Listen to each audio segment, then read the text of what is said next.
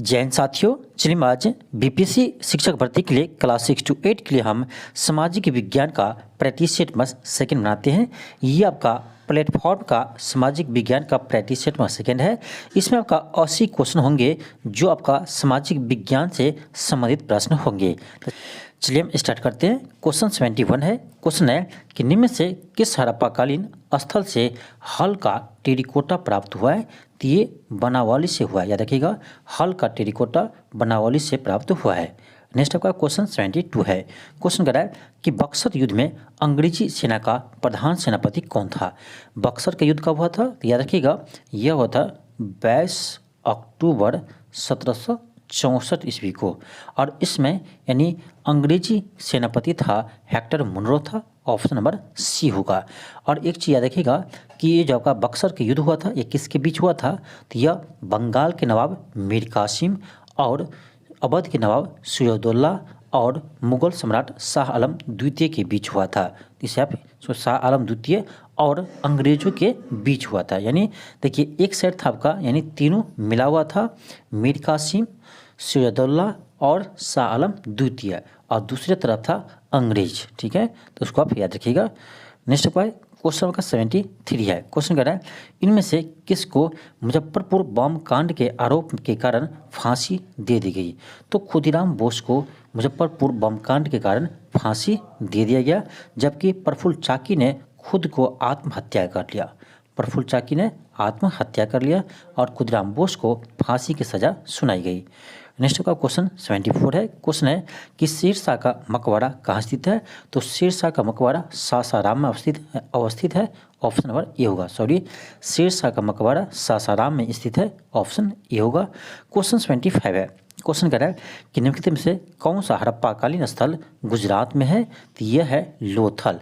यह एक हड़प्पाकालीन बंदरगाह है जो यानी गुजरात में है और ये भोगवा नदी के तट पर अवस्थित है। याद रखिएगा, यह भोगवा नदी के तट पर अवस्थित है। नेक्स्ट का क्वेश्चन 76 है। क्वेश्चन कह रहा है कि चोल वंश का संस्थापक कौन था? तो चोल वंश का स्थापना क्या था? विजयलया ने। ऑप्शन ए होगा। याद रखिएगा, चोल वंश का संस्थापक था विजयलया। ऑप्शन ए होगा। क्वेश्चन 77 है। क्वेश्चन कह रहा है कि प्रथम बौद्ध संगीत के अध्यक्ष कौन थे? यानी प्रथम बौद्ध संगीत में अध्यक्ष कौन थे? तो यह थे महाकश्यप। एक चीज और याद रखिए कि प्रथम बौद्ध संगीत कहाँ हुआ था? तो यह होता राजगीर में। ठीक है, राजगीर में हुआ था। तो प्रथम बौद्ध संगीत राजगीर में हुआ था और उसके अध्यक्ष थे महाकश्यप। और ये भी याद रखिए कि प्रथम बौद्ध संगीत किसके समय हुआ था? तो प्रथम बौद्ध संगीत अजात शत्रु के समय हुआ था। अजात शत्रु के समय में प्रथम बौद्ध संगीत हुआ था। इसे आप याद रखेंगे। नेक्स्ट है क्वेश्चन 78 है। क्वेश्चन है कि किराता जूर्नियम पुस्तक किसने लिखा था? तो यह भारवी ने लिखा था। ऑप्शन ए होगा। क्वेश्चन 79 है। क्वेश्चन कर रहा है कि कुतुब मीनार किसके द्वारा पूरा किया गया था? तो कुतुब मीनार का निर्माण शुरू किया था कुतुबुद्दीन ऐबक ने, लेकिन इसे पूरा कार्य यानी पूर्ण कार्य करवाया था इल्तुतमिश ने। याद रखिएगा, कुतुब मीनार का निर्माण का शुरू किया था कुतुबुद्दीन ऐबक ने, लेकिन कुतुब मीनार के पूरे कार्य इल्तुतमिश ने करवाया था। ऑप्शन नंबर ए होगा। नेक्स्ट आपका क्वेश्चन 80 है। क्वेश्चन कह रहा है कि विजयनगर साम्राज्य के संस्थापक कौन थे? तो विजयनगर साम्राज्य के संस्थापक थे हरिहर और बुक्का। हरिहर और बुक्का नामक दो भाइयों ने विजयनगर साम्राज्य का स्थापना किया था। और ये कब किया था? तो 1336 ईस्वी में किया था। तो ऑप्शन क्या होगा? ऑप्शन ई होगा। इनमें से कोई नहीं। हरिहर और बुक्का ने विजयनगर साम्राज्य का स्थापना किया था 1336 ईस्वी में। और याद रखिएगा, विजयनगर साम्राज्य के राजधानी थे हम्पी। नेक्स्ट का क्वेश्चन 81 है। क्वेश्चन कह रहा है कि किस मुगल शासक के समय सर टॉमस रो भारत आया था? तो यह जहांगीर के दरबार में आया था। याद रखिएगा, जेम्स प्रथम के राजदूत बनकर जहांगीर के दरबार में आए थे सर टॉमस रो। इसे आप याद रखेंगे। नेक्स्ट है क्वेश्चन 82 है। क्वेश्चन है कि आईने अकबरी किसके द्वारा लिखी गई थी? तो आईने अकबरी अबुल फजल के द्वारा लिखी गई थी। ऑप्शन नंबर बी होगा। नेक्स्ट का क्वेश्चन है क्वेश्चन 83 है। क्वेश्चन कह रहा है कि रैयतवाड़ी व्यवस्था सर्वप्रथम कहाँ लागू की गई थी? तो रैयतवाड़ी व्यवस्था सर्वप्रथम मद्रास में लागू किया गया था। याद रखिएगा, रैयतवाड़ी व्यवस्था सर्वप्रथम मद्रास में लागू किया गया था और ये किसने किया था? तो याद रखिएगा टॉमस मुनरो ने सर्वप्रथम रैयतवाड़ी व्यवस्था मद्रास में लागू किया था। जबकि याद रखिएगा रैयतवाड़ी व्यवस्था का जनक कहा जाता है टॉमस मुनरो और कैप्टन रीड को। याद रखिएगा टॉमस मुनरो और कैप्टन रीड को रैयतवाड़ी व्यवस्था का जनक कहा जाता है। क्वेश्चन 84 है। क्वेश्चन कह रहा है कि 1857 के विद्रोह को किसके द्वारा प्रथम भारतीय स्वतंत्रता संग्राम के रूप में वर्णित किया गया है? तो ये क्या था? बी.डी. सावरकर। याद रखिएगा बी.डी. सावरकर ने 1857 के विद्रोह को प्रथम भारतीय स्वतंत्रता संग्राम के रूप में वर्णित किया है। क्वेश्चन 85 है। क्वेश्चन कह रहा है कि अश्वघोष जिन्होंने बुद्ध चरित्र की रचना की किसके दरबार में रहते थे? तो अश्वघोष या कनिष्क के दरबार में रहते थे। याद रखिएगा कनिष्क के समय ही चौथे बौद्ध संगीत यानी चतुर्थ बौद्ध संगीत का आयोजन, याद रखिएगा कनिष्क के समय ही चतुर्थ बौद्ध संगीत का आयोजन यानी कुंडलवन यानी जम्मू कश्मीर में किया गया था। इसको आप याद रखिएगा। नेक्स्ट का क्वेश्चन 86 है। क्वेश्चन कह रहा है कि किस युद्ध के बाद जर्मनी का एकीकरण पूरा हुआ? तो सीडान के युद्ध के बाद जर्मनी का एकीकरण पूरा हुआ। याद रखिएगा सीडान के युद्ध के बाद जर्मनी का एकीकरण पूरा हुआ और ये सीडान का युद्ध हुआ था 1870 ईस्वी में और किसके बीच हुआ था? याद रखिएगा फ्रांस और जर्मनी के बीच हुआ था। फ्रांस और जर्मनी के बीच हुआ था सीडान का युद्ध 1870 ईस्वी में। नेक्स्ट है क्वेश्चन आपका 87 है। क्वेश्चन कह रहा है कि इंग्लैंड में समाजवाद का जनक किसे माना जाता है? तो इंग्लैंड में समाजवाद का जनक रॉबर्ट ओवेन को माना जाता है। ऑप्शन सी होगा। जबकि याद रखिएगा जबकि वैज्ञानिक समाजवाद का जनक कहा जाता है कार्ल मार्क्स को। याद रखिएगा कार्ल मार्क्स को वैज्ञानिक समाजवाद का जनक कहा जाता है। नेक्स्ट है क्वेश्चन होगा क्वेश्चन 88 है। क्वेश्चन कह रहा है एक प्रसिद्ध तमिल महाकाव्य शिल्पपदाकारम की रचना इग्लो नामक एक कवि लगभग कितने वर्ष पूर्व किया था? तो ये क्या था? लगभग 1800 वर्ष पहले। ऑप्शन बी होगा। क्वेश्चन है क्वेश्चन 89 है। क्वेश्चन कह रहा है निम्नलिखित में से कौन सबसे पुराना वेद है? तो ये है ऋग्वेद। ऋग्वेद सबसे पुराना वेद है और याद रखिएगा ऋग्वेद में 10 मंडल 228 सूक्त है। याद रखिएगा ऋग्वेद में 10 मंडल 228 सूक्त है। इसे आप ध्यान रखेंगे। चलिए आगे बढ़ते हैं। क्वेश्चन 90 है। क्वेश्चन है कि स्वदेशी आंदोलन का लोगों पर सबसे अधिक प्रभाव किस क्षेत्र में पड़ा? तो ये पड़ा बंगाल में। स्वाभाविक बात है क्योंकि स्वदेशी आंदोलन बंगाल में ही शुरू हुआ था। और क्यों हुआ था? याद रखिएगा स्वदेशी आंदोलन बंगाल विभाजन के विरुद्ध में हुआ था। याद रखिए कि बंगाल विभाजन कब हुआ था? तो बंगाल विभाजन का घोषणा किया था, याद रखिए 19 जुलाई। बंगाल विभाजन का घोषणा लॉर्ड कर्जन ने किया था 19 जुलाई 1905 ईस्वी को और जबकि स्वदेशी आंदोलन 7 अगस्त 1905 को स्टार्ट किया था। 7 अगस्त 1905 को स्वदेशी आंदोलन शुरू किया था। जबकि बंगाल विभाजन ये प्रभावी कब हुआ था? याद रखिएगा यह हुआ था 16 अक्टूबर 1905 को। तो 3 डेट है, ये सबसे महत्वपूर्ण है। पहला डेट है कि बंगाल विभाजन की घोषणा कब किया? तो ये किया 19 जुलाई 1905 को। 19 जुलाई 1905 को बंगाल विभाजन की घोषणा किया था लॉर्ड कर्जन ने। ठीक है। फिर 7 अगस्त 1905 को स्वदेशी आंदोलन का शुरू किया था 7 अगस्त 1905 को और 16 अक्टूबर 1905 को बंगाल विभाजन प्रभावी हुआ। इस तीनों डेट को याद रखिएगा। और बंगाल विभाजन कब रद्द हुआ? तो ये भी याद रखिए 1911 में दिल्ली दरबार में 1911 में यानी बंगाल विभाजन को रद्द किया गया था। तो उसको भी ध्यान रखिए। नेक्स्ट आपका क्वेश्चन 91 है। क्वेश्चन कह रहा है कि पृथ्वी के संदर्भ में सही कथन की पहचान कीजिए। ऑप्शन आपका बी हो जाएगा।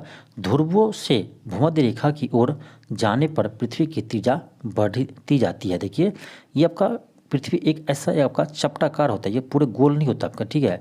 अब ये देखिए, ये आपका क्या है, ये विषुवत रेखा है, ये विषुवत है और ये आपका ध्रुव है। तो आप देख सकते हैं कि जैसे जैसे हम ध्रुव से भूमध्य रेखा की ओर जाते हैं, ध्रुव से भूमध्य रेखा की ओर जाते हैं तो त्रिज्या क्या हो रहा है, बढ़ रहा है। इसलिए आपका क्या होगा, ऑप्शन बी होगा। नेक्स्ट आपका है क्वेश्चन नंबर है, क्वेश्चन 92 है। क्वेश्चन 92 है कि गंगोत्री हिमनद किस राज्य में स्थित है, तो ये है उत्तराखंड में, ऑप्शन बी होगा। क्वेश्चन 93 है। क्वेश्चन कह रहा है कि निम्नलिखित में से कौन सा कार्यांतरित चट्टान का उदाहरण नहीं है। कार्यांतरित चट्टान का उदाहरण नहीं है तो यह है ग्रेनाइट। ग्रेनाइट कार्यांतरित चट्टान नहीं है, यह एक आग्नेय चट्टान है, याद रखिएगा, आग्नेय चट्टान है ग्रेनाइट, ऑप्शन ए होगा। क्वेश्चन आपका है क्वेश्चन 94 है। क्वेश्चन कह रहा है कि लू किस ऋतु की विशेषता है, तो लू ये ग्रीष्म ऋतु की विशेषता है। देखिए उत्तर पश्चिम भारत में ग्रीष्मकालीन जो हवा, गर्म हवा होते हैं उसे लू कहा जाता है। तो याद रखिएगा, उत्तर पश्चिम भारत में जो ग्रीष्मकाल में जो गर्म हवा चलती है उसे लू कहते हैं। क्वेश्चन 95 है। क्वेश्चन कह रहा है कि गंगा के मैदान को एक किस रूप में वर्णित किया गया है, तो गंगा के मैदान को एक जियोसिल्क्वाइन के रूप में वर्णित किया है, ऑप्शन सी होगा। क्वेश्चन है क्वेश्चन 96 है। क्वेश्चन कह रहा है कि निम्नलिखित में से कौन सी एक मीठे पानी की झील है, तो ये है बुलर झील जो जम्मू कश्मीर में है और ये भारत के सबसे मीठे पानी का झील है। मीठे पानी का झील है, सबसे मीठे पानी की झील है बुलर झील जो जम्मू कश्मीर में है।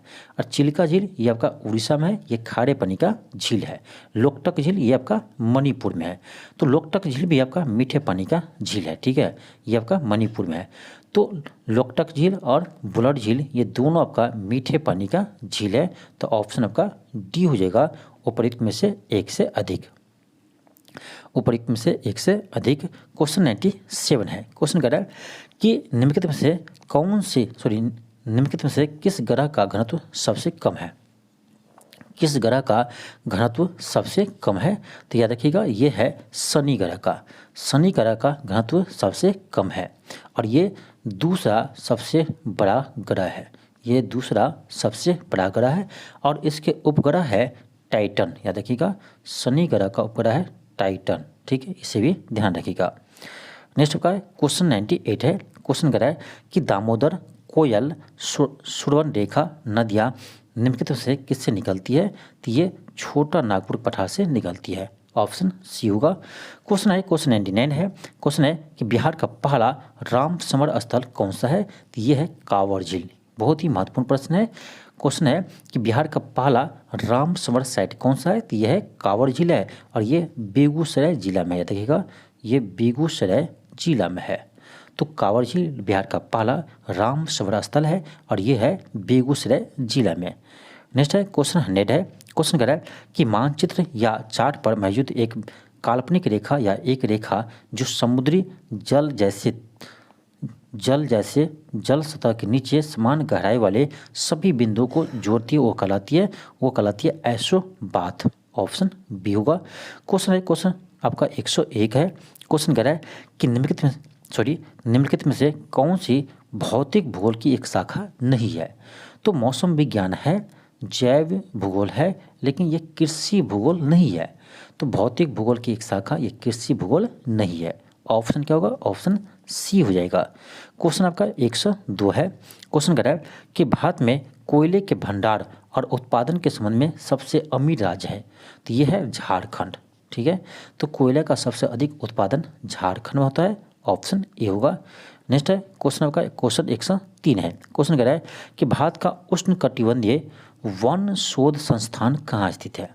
भारत का उष्णकटिबंधीय वन शोध संस्थान कहाँ है, तो ये है जबलपुर में। यह देखिएगा, ये कहाँ है, तो ये है जबलपुर में। तो इसका आंसर होगा ऑप्शन नंबर ई, इनमें से कोई नहीं। अब गलती से देहरादून मत मारिएगा, क्योंकि देहरादून में है वन अनुसंधान केंद्र। आपसे जब पूछे कि वन अनुसंधान केंद्र कहाँ है, तो ये है आपका देहरादून में। लेकिन क्वेश्चन यहाँ पर यह था कि भारत का उष्णकटिबंधीय वन शोध संस्थान कहाँ है, तो ये है जबलपुर में। याद रखिएगा ये है जबलपुर में, इसलिए क्या होगा ऑप्शन ई होगा, इनमें से कोई नहीं। नेक्स्ट है क्वेश्चन नंबर 104 है। क्वेश्चन कह रहा है कि बिहार के निम्नलिखित जिलों में से कौन सा बिहार के नक्शे पर सर्वाधिक पूर्व में है, यानी सबसे पूर्व जिला कौन सा है, तो ये है किशनगंज जिला।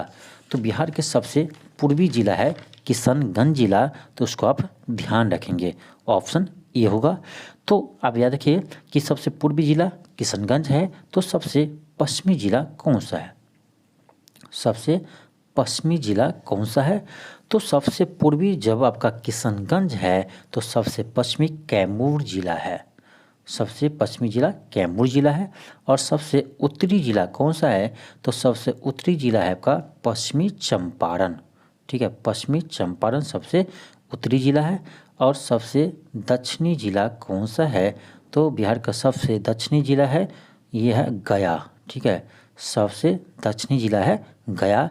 और गया बिहार का सबसे गर्म और सबसे ठंडा जिला है, ठीक है, उसको आप याद रखेंगे। नेक्स्ट है क्वेश्चन 105 है। क्वेश्चन है निम्नलिखित में से जम्मू कश्मीर में खारे पानी की झील कौन सी है, तो ये है याद रखिएगा सोमोरीरी झील, सोमोरीरी झील है जो ये खारे पानी का झील है। तो इसका आंसर होगा ऑप्शन नंबर ई, इनमें से कोई नहीं। नेक्स्ट है क्वेश्चन नंबर 106 है। क्वेश्चन कह रहा है कि दक्षिण भारत की सबसे ऊंची चोटी कौन सी है, तो ये है अनायमुड्डी। याद रखिएगा दक्षिण भारत की सबसे ऊंची चोटी है अनायमुड्डी, और ये अन्नामलाई पर्वत की सबसे ऊंची चोटी है, अन्नामलाई पर्वत की सबसे ऊंची चोटी है अनायमुड्डी। जबकि दक्षिण भारत की दूसरी सबसे ऊंची चोटी है तोदा बेटा, और ये है नीलगिरी पर्वत की सबसे ऊंची चोटी। याद रखिएगा नीलगिरी पर्वत की सबसे ऊंची चोटी है टोडा बेटा, ऑप्शन इसका हालांकि क्या होगा बी होगा अनायमुड्डी। तो दक्षिण भारत की सबसे ऊंची चोटी है अनायमुड्डी, और दक्षिण भारत की दूसरी सबसे ऊंची चोटी है टोडा बेटा। नेक्स्ट आपका क्वेश्चन नंबर 107 है। क्वेश्चन कह रहा है कि हिंद महासागर में अमेरिकी नौसेना अड्डा स्थित है, तो ये है डियागो गार्सिया में, ऑप्शन सी होगा डियागो गार्सिया में। नेक्स्ट आपका क्वेश्चन नंबर 108 है। क्वेश्चन कह रहा है कि महाराष्ट्र में पश्चिमी घाट के किस नाम से जाना जाता है, तो यह सह्याद्री के नाम से जाना जाता है, ऑप्शन नंबर बी होगा। नेक्स्ट आपका क्वेश्चन नंबर 109 है। क्वेश्चन है कि दक्षिणी अमेरिका की सबसे लंबी नदी कौन सी है, तो ये है अमेजन नदी। दक्षिणी अमेरिका की सबसे लंबी नदी है अमेजन नदी, जबकि विश्व की सबसे लंबी नदी है नील नदी, तो इसको भी ध्यान रखिएगा। नेक्स्ट आपका क्वेश्चन 110 है। क्वेश्चन करा है कि विश्व प्रसिद्ध लानोस घास स्थल निम्नलिखित महाद्वीपों में से किस में स्थित है, यह है दक्षिण अमेरिका में। लानोस जो घास का स्थल है यह है दक्षिणी अमेरिका की घास का मैदान, ठीक है, ऑप्शन बी होगा। और एक चीज़ याद रखिएगा ये जो लानोस घास का मैदान है ये दक्षिणी अमेरिका की वेनेजुएला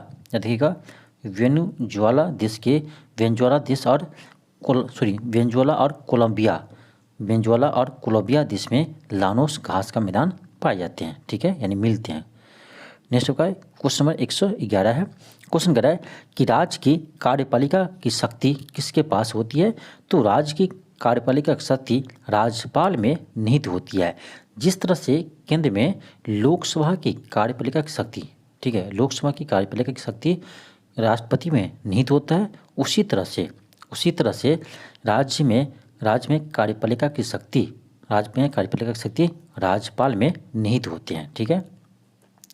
नेक्स्ट है क्वेश्चन नंबर 112 है। क्वेश्चन कर रहा है कि मौलिक कर्तव्य के बारे में अनुशंसा करने के लिए किस समिति का गठन किया गया था, तो मौलिक कर्तव्य का अनुशंसा किया था सरदार स्वर्ण सिंह समिति ने। यह देखिएगा सरदार स्वर्ण सिंह समिति के सिफारिश पर ही मौलिक कर्तव्य को 42वें संविधान संशोधन 1976 के द्वारा भाग 4 के ए और अनुच्छेद 51 के ए में जोड़ा गया है। और याद रखिएगा मौलिक कर्तव्य रूस के संविधान से लिया गया है। नेक्स्ट क्वेश्चन नंबर 113 है। क्वेश्चन कह रहा है कि भारतीय संविधान का कौन सा अनुच्छेद उपाधियों के अंत से संबंधित है, तो यह अनुच्छेद 18 अनुच्छेद 18 में उपाधियों का अंत का वर्णन किया गया है, जबकि अनुच्छेद 17 में अस्पृश्यता का अंत का उल्लेख किया गया, यानी छुआछूत का अंत। और जबकि अनुच्छेद 16 में किया गया है अवसर की समानता, अवसर की समानता का उल्लेख है अनुच्छेद 16 में। नेक्स्ट आपका क्वेश्चन नंबर 114 है। क्वेश्चन कर रहा है कि लोकसभा का कार्यकाल जब तक भंग न हो उसकी पहली बैठक की नियत तारीख से कितनी होती है? ये होती है 5 वर्ष। लोकसभा का कार्यकाल 5 वर्ष की होती है। नेक्स्ट आपका क्वेश्चन आपका 115 है। क्वेश्चन कर रहा है कि सरकार का हस्तक्षेप चाहे मांग का विस्तार करने के लिए हो या इसे कम करने के लिए हो कार्य कहलाती है, तो ये स्थिरीकरण कहलाती है। ऑप्शन नंबर ए होगा। नेक्स्ट होगा क्वेश्चन नंबर 116 है। क्वेश्चन कर रहा है कि निम्नलिखित में से क्या संविधान की 11वीं अनुसूची में शामिल नहीं है? तो पहले आपको ये पता होना चाहिए कि आखिर 11वीं अनुसूची में किसका उल्लेख किया गया है। तो 11वीं अनुसूची में पंचायती राज व्यवस्था का उल्लेख है, यानी पंचायती राज व्यवस्था में जितने विषय है उसका उल्लेख है। तो इसमें पंचायती राज व्यवस्था में 29 विषय का उल्लेख है, 29 विषय का उल्लेख है और यह 11वीं अनुसूची में है। तो इसमें देखिए ग्रामीण खेल शामिल नहीं है, याद रखिएगा ये इसमें ग्रामीण खेल शामिल नहीं है। नेक्स्ट आपका क्वेश्चन नंबर 117 है। और एक चीज़ और याद रखिए यहाँ पर कि जो 11वीं अनुसूची है ये कब जोड़ा गया था? तो ये जोड़ा गया था 73वां संविधान संशोधन 1992 के द्वारा, यानी बलवंत राय मेहता समिति के सिफारिश पर पंचायती राज व्यवस्था को 11वीं अनुसूची में जोड़ा गया था, तो उसको भी ध्यान रखेंगे। नेक्स्ट आपका क्वेश्चन नंबर 117 है। क्वेश्चन कर रहा है कि संविधान के किस अनुच्छेद के अनुसार वार्षिक बजट संसद में पेश की जाती है? सबसे पहली बात कि संविधान में कहीं भी बजट शब्द का उल्लेख नहीं किया गया, ठीक है। संविधान में कहीं भी बजट शब्द का उल्लेख नहीं किया गया और इसके जगह वार्षिक वित्तीय विवरण का उल्लेख किया गया है, ठीक है। वार्षिक वित्तीय विवरण का उल्लेख किया गया है और ये क्वेश्चन आपका यूपीएससी में पूछा भी गया था कि भारतीय संविधान में बजट का उल्लेख किस अनुच्छेद में किया गया है। और बहुत सारे क्वेश्चन यानी बहुत सारे स्टूडेंट आंख मूंद कर अनुच्छेद 112 लगा दिया, क्योंकि उसको पता है कि वार्षिक वित्तीय विवरण का उल्लेख अनुच्छेद 112 में ही है। तो यहीं पर क्वेश्चन गलत हो गया, क्योंकि वार्षिक वित्तीय विवरण का उल्लेख है, बजट का उल्लेख कहीं भी नहीं है। तो उस बात को आप ध्यान रखिएगा। हालांकि इसका आंसर आपका अनुच्छेद 112 होगा। नेक्स्ट आपका क्वेश्चन 118 है। क्वेश्चन कर रहा है कि राज्य विधान परिषद के सदस्य निम्नलिखित में से किस श्रेणी से चुने जाते हैं? तो स्नातक से भी 1/12 पार्ट चुने जाते हैं और शिक्षक से भी 1/12 पार्ट चुने जाते हैं, ठीक है। तो आपका बी और सी दोनों से ही है, इसलिए क्या होगा? डी होगा उपर्युक्त में से एक से अधिक। नेक्स्ट है क्वेश्चन आपका 119 है। क्वेश्चन कर रहा है निम्नलिखित में से कौन सी संसदीय समिति कार्यपालिका को नियम विनियमन बनाने के लिए प्रायोजित शक्ति से संबंधित है? तो ये है अधीनस्थ विधान पर समिति, ऑप्शन बी होगा। नेक्स्ट है क्वेश्चन 120 है। क्वेश्चन कर रहा है कि भारतीय संविधान का अनुच्छेद 300 किससे संबंधित है? तो ये है मुकदमे तथा कार्यवाही से। और देखिए ये क्वेश्चन जो आपका है ये आपका यानी 68वीं बीपीएससी में भी पूछा गया था और ये क्वेश्चन आपका इस बार बीपीएससी शिक्षक भर्ती में भी इस बार पूछा गया है। और ये किस क्लास में पूछा गया? शायद 1 to 5 के पेपर में पूछा गया था। तो ये बीपीएससी एग्जाम में भी इस बार पूछा गया है और यह क्वेश्चन 68वीं बीपीएससी में भी पूछा गया था। तो इसे आप एक बार जरूर याद रखेंगे, ठीक है। देखिए इस बार जो आपका 69वीं बीपीएससी का पेपर हुआ है इसको भी आपको सोल्व करना चाहिए, ठीक है। बहाली आपका ये पेपर अलग है, इस लेवल का क्वेश्चन नहीं रहेगा, लेकिन बीपीएससी आपको डायरेक्ट जैसे 68वीं बीपीएससी से ये क्वेश्चन डाला है तो उसी तरह से आपका हो सकता है कि 69वीं बीपीएससी से भी कुछ क्वेश्चन आपको डायरेक्ट इसमें आ जाए। तो इसीलिए आपको जो 69वीं बीपीएससी का पेपर हुआ इस बार, उस पेपर का आप एक बार जरूर देख लीजिएगा, ठीक है। यदि हमको होगा तो आपको हम इसका सोल्यूशन करवा देंगे, लेकिन आप एक बार 69वीं बीपीएससी का पेपर का सोल्यूशन जरूर देख लीजिएगा, ठीक है। नेक्स्ट आपका क्वेश्चन 121 है। क्वेश्चन कह रहा है कि भारत में न्यायिक प्रणाली किस पर आधारित है? तो ये है संविधान पर भी और नियमित कानून की उचित प्रक्रिया पर भी है और कानून द्वारा स्थापित प्रक्रिया पर भी है, ऑप्शन क्या होगा, डी होगा, उपरोक्त में से एक से अधिक। नेक्स्ट आपका क्वेश्चन 122 है। क्वेश्चन कह रहा है कि राज्यसभा के सभापति और उपसभापति की अनुपस्थिति में सदन की अध्यक्षता कौन करता है? ये करता है उपाध्यक्षों के पैनलों का कोई एक सदस्य, ऑप्शन सी होगा। नेक्स्ट है क्वेश्चन 123 है। क्वेश्चन कह रहा है कि राज्य के राज्यपाल को अध्यादेश जारी करने की शक्ति प्रयुक्त की जाती है। तो राज्य सूची पर राज्यपाल राज्य सूची के विषय पर ही अध्यादेश जारी कर सकते हैं। तो ऑप्शन नंबर ए होगा। देखिए ये याद रखिएगा, 7वीं अनुसूची में शक्ति के विभाजन का वर्णन है। इसमें आपका राज्य सूची है और संघ सूची है और तीसरा है समवर्ती सूची। ठीक है, तो राज्य सूची पर राज्य सरकार कानून बनाते हैं, संघ सूची के विषय पर केंद्र सरकार बनाते हैं और समवर्ती सूची के विषय पर केंद्र सरकार और राज्य सरकार दोनों कानून बना सकते हैं। नेक्स्ट आपका क्वेश्चन नंबर 124 है। क्वेश्चन कह रहा है कि भाषण और अभिव्यक्ति की स्वतंत्रता में शामिल नहीं है। देखिए भाषण और अभिव्यक्ति की स्वतंत्रता का उल्लेख है अनुच्छेद 19 के 1 के ए में है। ठीक है, तो इसमें हड़ताल करने का अधिकार नहीं है। हड़ताल करने का अधिकार का उल्लेख आपका अनुच्छेद 19 के 1 के बी में है। ठीक है, तो इसको ध्यान रखिएगा। नेक्स्ट आपका क्वेश्चन नंबर 125 है। क्वेश्चन 125 है कि भारतीय संविधान की कौन सी अनुसूची राज्यसभा में राज्यों और संघ राज्य क्षेत्र का स्थान आवंटन संबंधित है? तो यह है चौथी अनुसूची में। चौथी अनुसूची में राज्यसभा में सीटों के आवंटन का उल्लेख किया गया है, ऑप्शन बी होगा। क्वेश्चन आपका है क्वेश्चन 126 है। क्वेश्चन कह रहा है कि राष्ट्र संघ कब अस्तित्व में आया?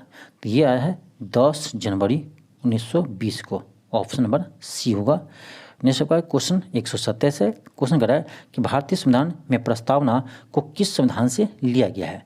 तो भारतीय संविधान में प्रस्तावना अमेरिकी संविधान से लिया गया है, जबकि प्रस्तावना की भाषा, ध्यान रखिए, जबकि प्रस्तावना की भाषा ये ऑस्ट्रेलिया के संविधान से लिया गया है। तो क्वेश्चन में आपको थोड़ा सा घुमा सकता है, तो आप ध्यान से क्वेश्चन को बनाइएगा। जब आपसे पूछा जाए कि प्रस्तावना कहाँ से लिया है, तो ये लिया अमेरिकी संविधान से, और जब आपसे यह पूछे कि प्रस्तावना की भाषा कहाँ से लिया है, तो ये लिया है ऑस्ट्रेलिया के संविधान से। तो क्वेश्चन, दोनों क्वेश्चन में अंतर है, तो आप जरूर ध्यान रखेंगे। नेक्स्ट आपका क्वेश्चन 128 है। क्वेश्चन कह रहा है कि विश्व का प्रथम लिखित संविधान किस देश का है? तो यह है अमेरिका का, ऑप्शन सी होगा। जबकि आपसे पूछा जाए कि विश्व का सबसे बड़ा संविधान यानी सबसे बड़ा लिखित संविधान किसका है, तो यह है भारत का। ठीक है, तो दोनों क्वेश्चन में अंतर है, आप याद रखिएगा। क्वेश्चन आपका क्वेश्चन नंबर 129 है। क्वेश्चन कह रहा है कि राष्ट्रपति के उम्मीदवार के लिए क्या आवश्यक है? यह है कि न्यूनतम आयु 35 वर्ष होनी चाहिए, देश का नागरिक होना चाहिए और संसद चुने जाने की योग्यता रखता हो। कहा जाए तो लोकसभा के सदस्य चुने जाने की योग्यता रखता हो। ठीक है, तो आपका ए बी सी तीनों सही है, तो ऑप्शन डी होगा, उपरोक्त में से एक से अधिक। क्वेश्चन 130 है। क्वेश्चन कह रहा है कि भारत के राष्ट्रपति के पद की शपथ कौन दिलाता है? तो ये भारत के मुख्य न्यायाधीश से राष्ट्रपति के पद को शपथ दिलाते हैं। ठीक है, यानी राष्ट्रपति को शपथ दिलाते हैं। नेक्स्ट है क्वेश्चन 131 है। क्वेश्चन कह रहा है प्रथम पंचवर्षीय योजना की अवधि थी, ये थे 1951 से 56। और याद रखिएगा प्रथम पंचवर्षीय योजना ये हेमर डोमर मॉडल पर आधारित है। ठीक है, हेमर डोमर मॉडल पर आधारित थे और प्रथम पंचवर्षीय योजना में कृषि पर विशेष ध्यान दिया गया था। नेक्स्ट है क्वेश्चन 132 है। क्वेश्चन कह रहा है कि भारत में हरित क्रांति के दूसरे चरण की अवधि क्या थी? ये थे 1980 के दशक के मध्य से 1990 के दशक के मध्य तक। नेक्स्ट है क्वेश्चन आपका क्वेश्चन 133 है। क्वेश्चन कह रहा है कि उद्योगों का एक समूह जो शहरी केंद्रों द्वारा प्रदान किए जाने वाले लाभों का उपयोग करने के लिए एक साथ आने की प्रवृत्ति रखता है, उसे क्या कहते हैं? तो उसे कहते हैं सम्मोहन अर्थव्यवस्था, ऑप्शन बी होगा। नेक्स्ट है क्वेश्चन 134 है। क्वेश्चन है कि कौन सी योजना भारत सरकार द्वारा बेरोजगार शिक्षित युवाओं के लिए स्वरोजगार के अवसरों के निर्माण हेतु शुरू की गई थी? तो ये क्या था? प्रधानमंत्री रोजगार योजना ये लॉन्च किया था 1993 ईस्वी में। ठीक है, नेक्स्ट है आपका क्वेश्चन 135 है। क्वेश्चन आपका 135 है। क्वेश्चन है कि वे सभी बैंक जो भारतीय रिजर्व बैंक अधिनियम 1934 की किस अनुसूची में शामिल है? अनुसूचित बैंक है, यानी तो ये है 1934 के यानी द्वितीय अनुसूची यानी सेकेंड अनुसूची ये है, यानी वे सभी बैंक जो भारतीय रिजर्व बैंक अधिनियम 1934 के द्वितीय अनुसूची में शामिल है वे अनुसूचित बैंक कहलाते हैं। ठीक है, तो इसका आंसर होगा आपका ऑप्शन नंबर ई होगा, इनमें से कोई नहीं, क्योंकि द्वितीय किसी भी ऑप्शन में नहीं है। और एक चीज़ याद रखिएगा कि आरबीआई का स्थापना यानी आरबीआई का स्थापना 1 अप्रैल 1935 ईस्वी को हुआ था और इसका राष्ट्रीयकरण 1 जनवरी 1949 ईस्वी को हुआ था। ये दोनों को आप याद रखिएगा। नेक्स्ट है क्वेश्चन 136 है। क्वेश्चन कह रहा है निम्नलिखित में से कौन सा एक कृषि आधारित उद्योग है? तो यह है रेशम वस्त्र उद्योग, ऑप्शन सी होगा। नेक्स्ट है क्वेश्चन आपका 137 है। क्वेश्चन कह रहा है कि जब निर्यात आयात से अधिक होता है, जब निर्यात आयात से अधिक होता है तब उसे हम क्या कहते हैं? तब उसे कहते हैं व्यापार अधिशेष कहते हैं। क्या कहते हैं? व्यापार अधिशेष कहते हैं। निर्यात कैसे कहते हैं? जब किसी वस्तु को हम दूसरे देश में बेचते हैं, यानी दूसरे देश को बेचते हैं तो उसे हम निर्यात कहते हैं, और जब किसी वस्तु को हम दूसरे देश से खरीदते हैं तो यानी उसको हम आयात कहते हैं। ठीक है, तो जब हमारा निर्यात आयात से अधिक होता है तब उसको बोलते हैं हम व्यापार अधिशेष बोलते हैं।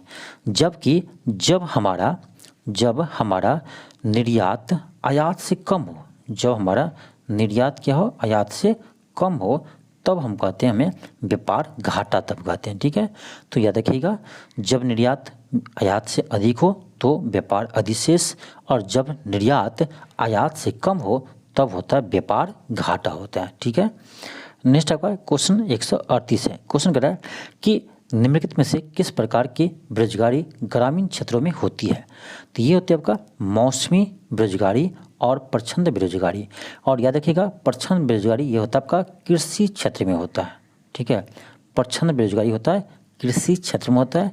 अब देखिए मौसमी बेरोजगारी इसलिए होता है कि कोई देखिए जैसे आपका अभी धान का सीजन आया तो धान काटने में लग जाएगा, फिर आपका रबी फसल का मौसम आएगा तो उस काम में लग जाएगा, तो उसको बोलते हैं मौसमी बेरोजगारी। यानी ये हमेशा 12 महीना आपको काम नहीं मिलता है। ठीक है, इस बीच में कुछ मंथ आप रेस्ट करते हैं, आपको कोई काम नहीं रहता है, तो इसी को बोलते हैं मौसमी बेरोजगारी। ठीक है, इसका होगा 1 और 2 दोनों होगा, 1 और 2 दोनों होगा, तो यानी आपका ऑप्शन नंबर डी होगा, उपरोक्त में से एक से अधिक।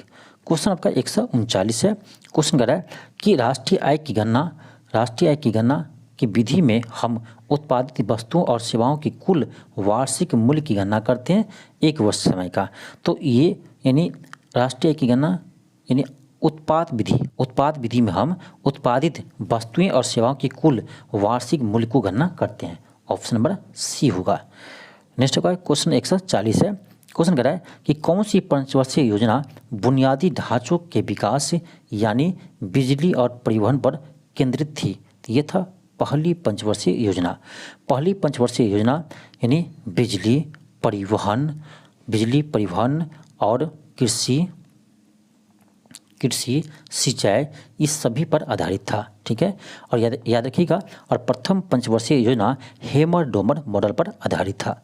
नेक्स्ट का क्वेश्चन नंबर 141 है। क्वेश्चन कर रहा है कि निम्नलिखित में से कौन अर्थव्यवस्था के प्राथमिक क्षेत्र में से संबंधित है? यह है मत्स्य उत्पादन, डेयरी और वानिकी, ये तीनों आपका है प्राथमिक क्षेत्र से संबंधित है, ऑप्शन नंबर डी होगा, उपरोक्त में से एक से अधिक।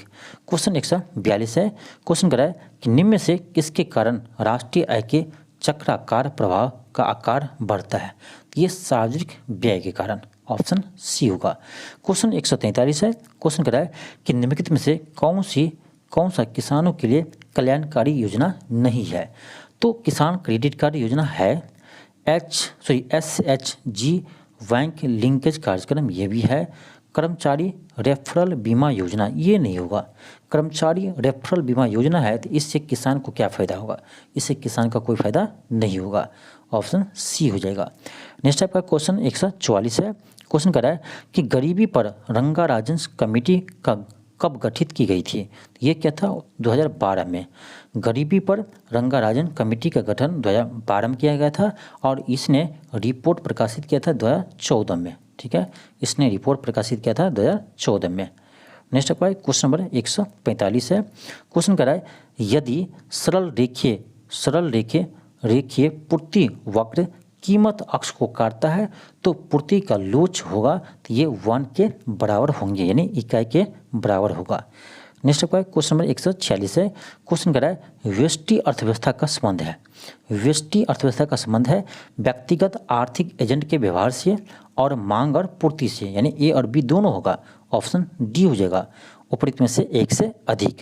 क्वेश्चन 147 है। क्वेश्चन कह रहा है कि भारत में पूंजी खाते की परिवर्तनीयता पर कौन सी कमेटी बनी थी? तो ये बनी थी तारापुर कमेटी, यानी तारापुर समिति। ऑप्शन सी होगा। क्वेश्चन आपका 148 है। क्वेश्चन कह रहा है कि विद्यालय की इमारत के रख रखाव पर किए जाने वाले खर्च होगा तो ये होगा आपका पूंजीगत व्यय होगा। पूंजीगत व्यय होगा और साथ में विकास व्यय भी होगा, यानी आपका बी और सी दोनों होगा तो ऑप्शन डी होगा, उपरोक्त में से एक से अधिक। क्वेश्चन आपका है क्वेश्चन 149 है। क्वेश्चन कह रहा है कि बाजार मांग वक्र होता है। बाजार मांग वक्र होता है, ऑप्शन बी हो जाएगा व्यक्तिगत उपभोक्ताओं की मांग वक्रों का क्षैतिज योग। ऑप्शन बी होगा। क्वेश्चन आपका 150 है। ये आपका लास्ट क्वेश्चन है। क्वेश्चन है कि राजकोषीय घाटा को कैसे परिभाषित किया जा सकता है? तो राजकोषीय घाटे होता है कुल व्यय माइनस राजस्व प्राप्तियां प्लस गैर ऋण की पूंजीगत प्राप्तियां। ऑप्शन नंबर सी होगा।